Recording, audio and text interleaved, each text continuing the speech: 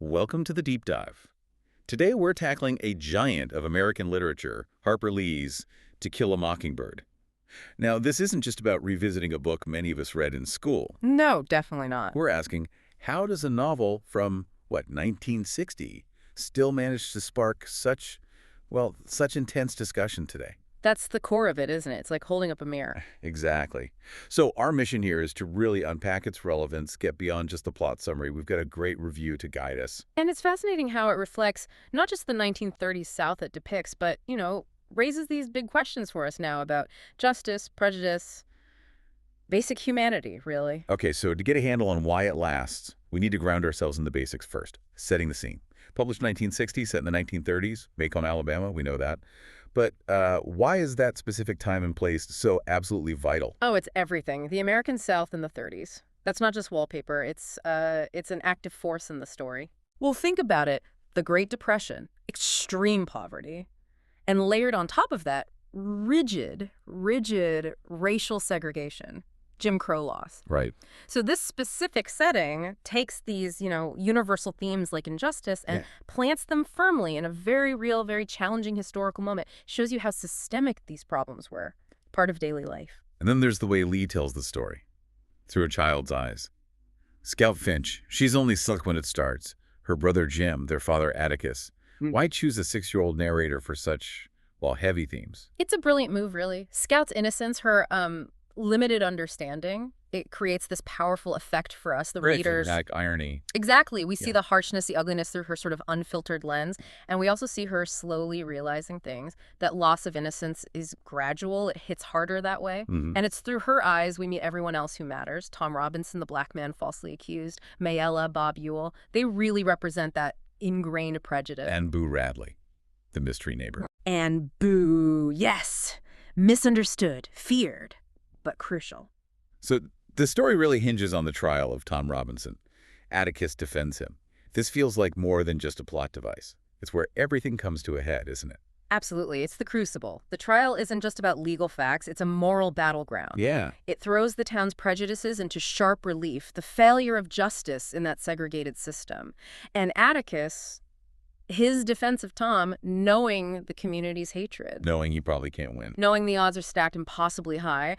It's this powerful image of one person standing up for what's right against the whole system. It makes the idea of justice very concrete, very painful. Okay, let's dig into some of those core themes that this deep dive really brings out. They still resonate so strongly. First, racism. It's obvious. But how does Lee show its insidious nature, beyond just the obvious name-calling? Well, it's baked into the system, isn't it? It's not just individuals being prejudiced, though there's plenty of that. It's the structure. The legal system itself. Yes. Lee shows how a jury presented with clear evidence of Tom's innocence still convicts him. Why? Because of the racial hierarchy. It wasn't seen as an outrage. It was almost expected within that context. Despite Atticus's best efforts. Despite a brilliant defense, it highlights how deep and, frankly, how normal those biases were. Tom's conviction feels tragic, but also, sadly, inevitable in that world. And tied into that, the loss of innocence. You mentioned Scout and Jim. It's not like switch flips, is it? It seems more like a slow dawning. It's exactly that. A gradual, painful peeling back of layers. Lee uses specific moments. Like the trial. The trial is huge, yes. But also smaller things. Their interactions with certain adults, like Mrs. Dubose, maybe. They see the ugliness, the hypocrisy, the hatred in the adult world. Things they just couldn't process before. Right. Their simple childhood belief in fairness, it gets shattered, especially by the verdict. That's a massive turning point for them. They start to see the world isn't simple or fair. Then there's Atticus. He's really the moral center, isn't he? That famous advice, walk in someone else's shoes. What makes his character, his vision of morality and justice, still feel so relevant, maybe even challenging? Atticus has this quiet strength, this unwavering integrity. He's not trying to be a hero. He just does what he believes is right, period. Regardless of the consequences. Regardless of popularity or personal cost. And that advice about empathy, about truly trying to see from another's perspective, that's profound. It's not just a nice saying. And that other quote about conscience. Ah, yes. The one thing that doesn't abide by majority rule is a person's conscience. That's powerful. It's a call to listen to your own moral compass, even when society pushes back. Still incredibly relevant, I think. Okay, and finally, let's touch on societal fear and rumors, especially through Boo Radley. He starts as this bogeyman figure. What's Lee doing with his character? Boo is such a fascinating counterpoint. He's built up by the town's fear and gossip into something monstrous. Based on nothing, really. Exactly, based on rumors, misunderstanding. But then he turns out to be, well, deeply compassionate, protective even. Yeah. His story shows how easily fear can demonize the innocent, how quickly we judge. But it also shows that if you look past the surface, past the rumors, you can find humanity. His quiet heroism at the end is a stark contrast to the loud public injustice of the trial.